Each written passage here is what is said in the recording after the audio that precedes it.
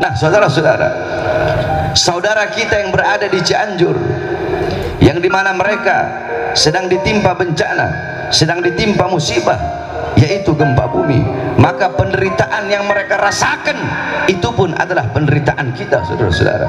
Air mata mereka yang tumpah, yang jatuh, itu pun air mata kita. Darah mereka itu pun darah kita. Penderitaan mereka, penderitaan kita. Rasa sakit mereka, rasa sakit mereka, rasa sakit kita. Mereka yang kehilangan harta benda sama seperti kita kehilangan harta benda kita. Mereka anak-anak yang kehilangan orang tua yang kehilangan anak sama seperti kita kehilangan anak-anak kita, dan kita kehilangan orang tua kita. Mereka para istri yang menjadi janda yang kehilangan suaminya, suami yang kehilangan istrinya, sama seperti kita kehilangan istri kita, dan istri kita kehilangan kita, saudara-saudara. Yakni penderitaan mereka, penderitaan kita, rasa sakit mereka, rasa sakit kita, kehilangan yang mereka rasakan itu pun adalah kehilangan kita, itu pun adalah rasa kehilangan kita, saudara-saudara. Oleh karena kita doakan agar saudara-saudara kita yang khususnya berada di Cianjur, mudah-mudahan Allah angkat segala macam bala, Allah angkat segala macam musibah, Allah angkat segala macam bencana yang menimpa saudara-saudara kita yang di Cianjur khususnya dan umumnya. Allah angkat segala macam musibah bencana yang terjadi negara kita tercinta, yaitu negara kesatuan Republik Indonesia, saudara-saudara. Hadirin sekalian yang dimuliakan oleh Allah Subhanahu wa taala, pasti kita bertanya-tanya, apa sebab terjadinya gempa bumi di negara kesatuan Republik Indonesia yang sangat kita cintai ini? Padahal Indonesia adalah negerinya para aulia, negerinya orang-orang soleh, negerinya para ulama. Banyak paku-paku bumi di negara kesatuan Republik Indonesia. Sebelum-sebelumnya di Lombok gempa bumi, di Palu gempa bumi sama dengan tsunami. Nah, sekarang di Cianjur gempa bumi.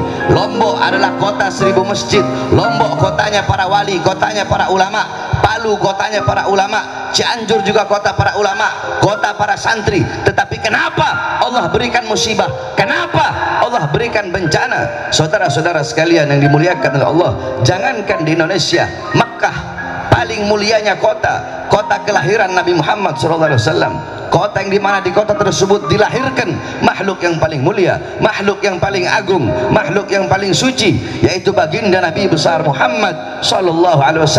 Makkah pun pernah dilanda gempa bumi, saudara-saudara, sebagaimana dalam hadis yang diriwayatkan oleh Imam Ad-Darul Qutni dan diriwayatkan juga oleh Imam Bukhari Muslim. Perawinya berbeda, setiap riwayat maka nama gunung berbeda-beda. Riwayat Bukhari Muslim diriwayatkan bahwasanya gunungnya adalah gunung Uhud, tetapi riwayat Imam Ad-Darul Qutni gunung tersebut adalah gunung Thabir.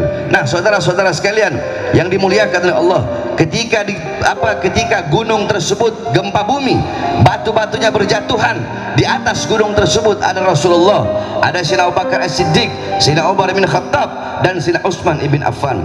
Ketika gunung tersebut mulai bergoyang, Nabi Muhammad meletakkan tangan sucinya di atas gunung tersebut, dan Nabi Muhammad berkata, belum saatnya bagimu, belum saatnya bagimu, berhentilah berguncang, ketahuilah di atas engkau ada seorang Nabi, maksudnya Nabi Muhammad, ada seorang As-Siddiq, maksudnya Sayyidina Abu Bakar As-Siddiq, dan ada 2 orang syahid, maksudnya Sayyidina Umar bin Khattab dan Sayyidina Utsman bin Affan. Seketika itu juga gunung tersebut mentaati perintah baginda Nabi besar Muhammad dan berdiam dari guncangannya.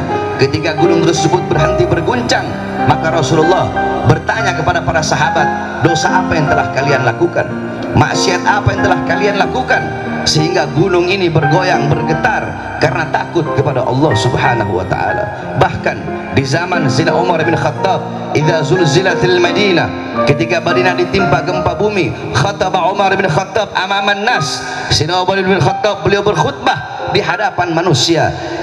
Asra'tum wa ahdastum, kata beliau, sungguh cepat kalian, sungguh cepat apa yang kalian lakukan, sungguh cepat apa yang kalian perbuat, sehingga yang kalian lakukan dan kalian perbuat mengundang bencana dari Allah, yaitu gempa bumi. Kata beliau, wallah, demi Allah, apabila besok ada gempa susulan, demi Allah, aku tidak lagi ingin tinggal dengan kalian, aku akan lari dan tidak akan tinggal bersama kalian.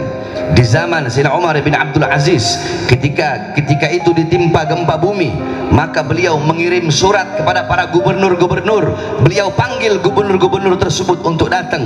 Ketika para gubernur datang, beliau berkata, maksiat apa yang telah kalian lakukan, perbuatan dosa apa yang telah kalian perbuat, ketaatan apa yang kalian tinggalkan. Sungguh demi Allah, ini Allah tegur kita semua. Oleh karenanya, keluarkan harta kalian di jalan Allah Subhanahu wa taala untuk menghilangkan segala macam bala, musibah dan bencana. Seketika itu pun beliau memerintahkan para gubernur untuk mengeluarkan hartanya di jalan Allah Subhanahu wa taala. Kemudian Sayyidina Ka'ab ibn Malik, beliau berkata bahwasanya tidaklah gempa bumi tersebut terjadi melainkan terlalu banyak dosa-dosa dan maksiat yang hamba-hamba lakukan di atas muka buminya Allah, sehingga bumi tersebut takut, bumi tersebut gemetar kepada Allah, sehingga karena gemetarnya, karena rasa takutnya, sehingga bumi tersebut berguncang, saudara-saudara. Kemudian Sayyidina Anas bin Malik radhiyallahu an, beliau pernah bertanya kepada Sayyidatuna Aisyah radhiyallahu anha akan pendapatnya tentang gempa bumi. Apa jawab Sayyidatuna Aisyah radhiyallahu anha? Beliau menjawab, tidaklah gempa bumi terjadi melainkan 3 perkara ini telah merajalela. Apa 3 perkara tersebut? Apabila 3 perkara ini telah merajalela, apa 3 perkara tersebut? Yang pertama, kata Sayyidatuna Aisyah, idza istahalla zina, apabila perzinahan, apabila zina sudah dianggap sesuatu yang halal. Apabila orang sudah berzina di mana-mana, pagi, siang, sore, malam berzina, yang tua berzina, yang muda berzina, yang kaya berzina, yang miskin berzina, orang-orang tidak lagi punya rasa malu kepada Allah Subhanahu wa taala. Para pemuda-pemudi berzina, para anak-anak muda, laki-laki, perempuan ciuman di pinggir jalan, mereka bergandengan tangan di pinggir jalan, mereka berzina, mereka melacur di pinggir jalan. Saudara-saudara, zina itu adalah dosa yang besar.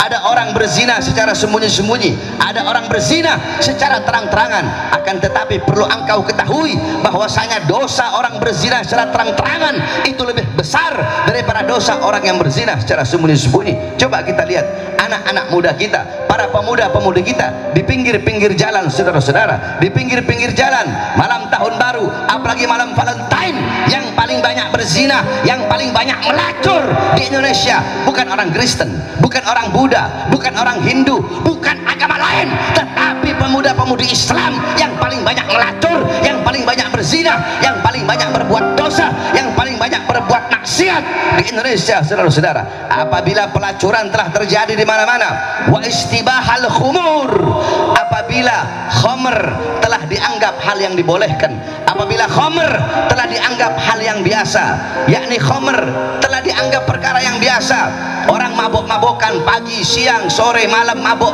yang tua mabok, yang muda mabok, yang kaya mabok, yang miskin mabok, narkoba di mana-mana, mabok di mana-mana, khamr di mana-mana, di pinggir jalan orang menenteng minuman keras, tidak lagi punya rasa malu. Khamr bukan lagi hal yang tabu, seakan-akan minuman keras tersebut, seakan-akan minuman syaitan tersebut adalah perkara yang dihalalkan, saudara-saudara. Nah, perzinahan merajalela, perzinahan di mana-mana, khamr di mana-mana, wa darabu bil ma'azif. Kemudian orang-orang mulai memainkan musik-musik yang membuat lupa kepada Allah Subhanahu wa taala. Saya perhatikan orang-orang zaman sekarang, pagi, siang, sore, malam sibuk dengan handphonenya, saudara-saudara. Alhamdulillah, saya bersyukur kepada Allah. Udah 1 bulan ini semenjak saya sakit, saya tinggalkan handphone. Saya tidak mau sibuk megang handphone, saudara-saudara. Orang seluruh Indonesia WhatsApp saya tidak ada saya buka, tidak ada saya baca. Saya mulai meninggalkan handphone. Anak-anak zaman sekarang umur 6 tahun pegang handphone, umur 7 tahun pegang handphone, umur 8 tahun pegang handphone. Yang tua, yang anak kecil, yang muda, yang tua, semua sibuk dengan handphone, saudara-saudara. Pagi, siang, sore, malam waktumu diambil oleh handphone. Handphone menjadikan engkau jauh dari Allah, handphone menjadikan engkau jauh dari Rasulullah. Memang betul handphone sesuatu yang bagus, handphone membawa manfaat, tetapi saya perhatikan banyak orang-orang sekarang handphone lebih banyak membawa mudarat. TikTok dan YouTube segala macam, orang-orang mulai lupa kepada Allah, mulai lupa kepada Rasulullah. Ulamanya, ustadz, kiai, habibnya sibuk main TikTok, saudara-saudara. Orang-orang lupa kepada Allah. Handphone, suami istri hadap-hadapan, si suami sibuk main handphone, si istri sibuk main handphone. Handphone menjauhkan orang-orang yang dekat. Kalian berkata handphone kalian bisa berhubungan dengan orang-orang yang jauh, ya. kalian bisa berhubungan dengan orang-orang yang jauh, akan tetapi handphone bisa menjauhkan suami dengan istri, menjauhkan orang tua dengan anak, dan anak dengan orang tuanya. Ini yang terjadi, saudara-saudara. Musik-musik membuat lupa dan lalai kepada Allah. Orkes di mana-mana. Kalian sibuk dengan handphone kalian, memutar musik-musik yang membuat lupa dan lalai kepada Allah Subhanahu wa taala. Kalian lebih memilih panggilan handphone, kalian lebih memilih panggilan perut, dan mengabaikan panggilan Allah Subhanahu wa taala. Di masjid-masjid kalian, di musola-musola kalian, di surau-surau kalian, terdengar panggilan Allah Subhanahu wa taala. Hayya 'alas shalah, hayya 'alas shalah. Ayo salat. Kalian yang bekerja, tinggalkan pekerjaan kalian. Kalian yang berdagang, tinggalkan dagangan kalian. Kalian yang punya toko, tutup sementara toko kalian. Ayo kembali kepada aku, kata Allah. Ini saatnya engkau kembali kepada aku. Ini saatnya engkau beribadah kepada aku. Tetapi kita yang sibuk dengan pekerjaan, yang sibuk dengan urusan dunia, sibuk dengan urusan harta, pangkat, jabatan, tahta, kekuasaan, sibuk dengan urusan perut, sibuk dengan urusan handphone, sibuk dengan urusan pekerjaan, sibuk dengan urusan tokonya. Yang di toko tetap dengan tokonya, yang bekerja tetap dengan pekerjaannya, yang sibuk dengan harta tetap dengan urusan hartanya, lebih memilih panggilan-panggilan perut dan mengabaikan, meninggalkan panggilan Allah Subhanahu wa taala. Saudara-saudara, jikalau kalian ingin tahu bagaimana orang-orang zaman dulu, para ulama, para ustadz, para kiai, para habaib, bagaimana para aslafun saleh zaman dahulu, bagaimana ketergantungan mereka, bagaimana kebutuhan mereka terhadap handphone, terhadap Al-Quran, maka bercerminlah engkau, lihatlah di zaman sekarang bagaimana kebutuhanmu, bagaimana ketergantunganmu terhadap handphone, maka seperti itulah kebutuhan dan ketergantungan orang-orang terdahulu terhadap Al-Quran. Jikalau kalian zaman sekarang bangun tidur pegang handphone, orang zaman dulu bangun tidur pegang Quran, baca Quran.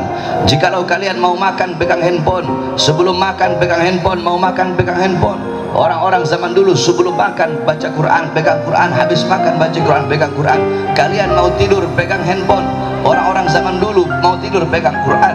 Kalian sesaat nggak megang handphone, hati kalian gelisah. Orang-orang zaman dulu sesaat nggak megang Quran, sesaat nggak baca Quran, hati mereka gelisah.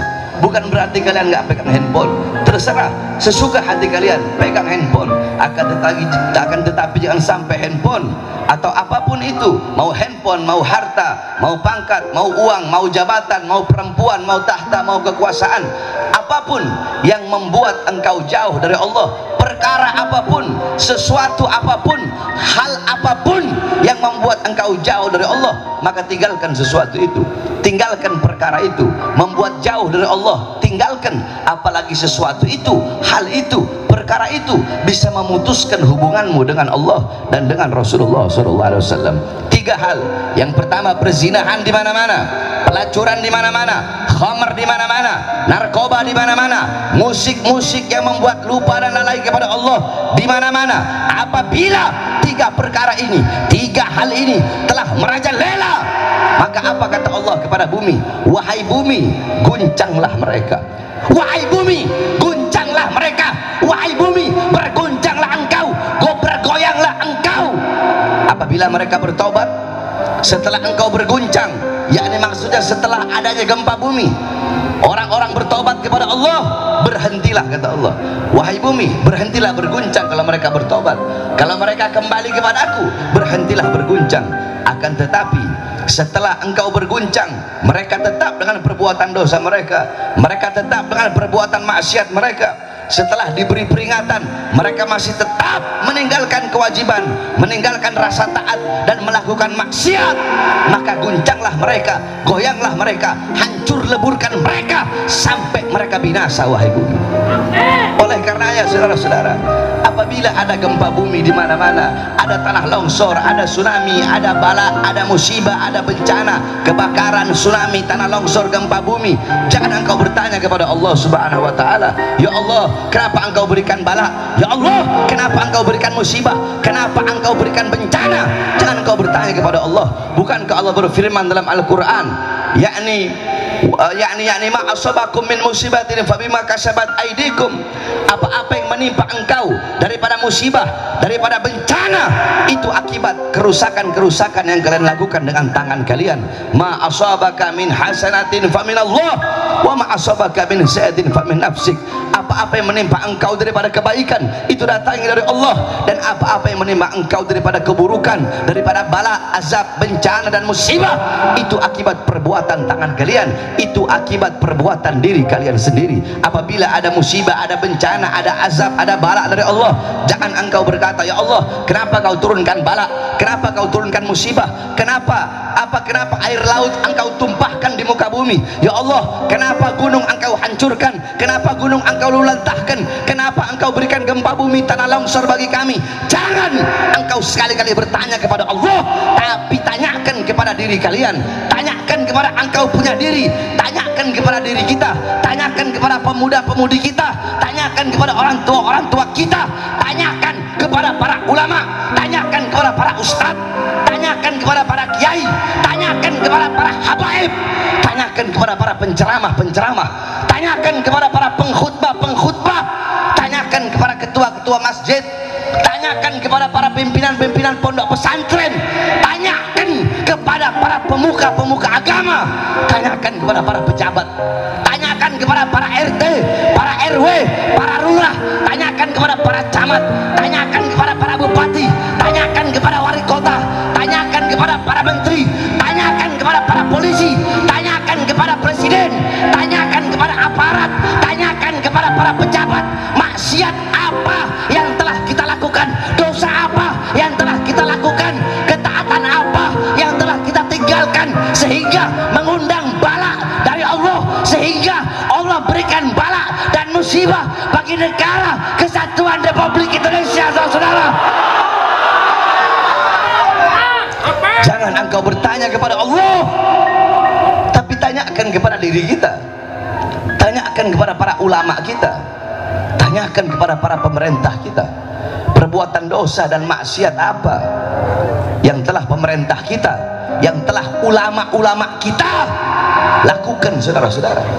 Para ulama, para ustadz, para kiai, banyak para ustadz, para ulama, para kiai, para habaib, bukan sedikit, saya nggak mau bilang sedikit atau diantara, enggak, ini kenyataan, banyak ulamanya, ustadznya, kiainya, habibnya jadi ulama-ulama kontrak, saudara-saudara, jadi ulama-ulama amplop, jadi kera-kera bersorban, jadi orang-orang yang menjual agama, jadi orang-orang yang menjual akhirat demi kebutuhan dunianya. Tujuan mereka bukan memakmurkan Islam, bukan menghidupkan Islam, mencari hidup dalam Islam, bukan menghidupkan dakwah, mencari hidup dalam dakwah, bukan menghidupkan pondok pesantren, mencari hidup dalam pondok pesantren. Covernya Islam, luarnya Islam, di dalamnya tujuan perut masing-masing, tujuan perut masing-masing. Sehingga kalau ada ulama, para ustadz atau kiai atau habaib yang tujuannya perut, maka nilainya di sisi Allah sama seperti dengan sesuatu yang keluar dari perutnya, saudara-saudara. Tanyakan kepada para pejabat-pejabat, para pemerintah, dari RT sampai presiden, tanyakan kepada para perangkat-perangkat negara, sudahkah mereka memakmurkan rakyat, mensejahterakan rakyat, atau sebaliknya menyusahkan rakyat? Berapa banyak darah, keringat, harta rakyat yang mereka ambil, hak-hak rakyat yang mereka ambil, berapa banyak harta-harta rakyat yang mereka korupsi?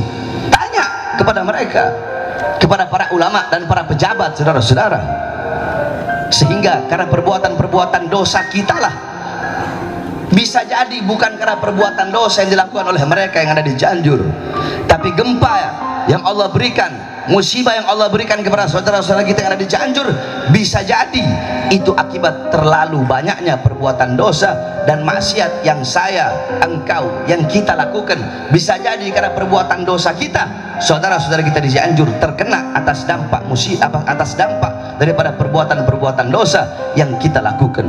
Oleh karenanya, saudara-saudaraku sekalian yang dimuliakan oleh Allah, kembalilah kepada Allah Subhanahu wa taala. Bertobatlah saya, bertobatlah kita semua kepada Allah. Kembalilah kepada Allah Subhanahu wa taala. Jadilah kita hamba-hamba yang taat, yang patuh, yang tunduk kepada Allah. Bersihkan hati kita dari kecintaan kepada duniawiyah, kepada harta, pangkat, jabatan, pujian orang, kepada kemasyhuran, kepada kejayaan dunia, dan kepada kemakmuran dunia. Kembalilah kepada Allah, takutlah kepada Allah. Jangan pernah engkau merasa aman dari azab dan siksa Allah Subhanahu wa taala.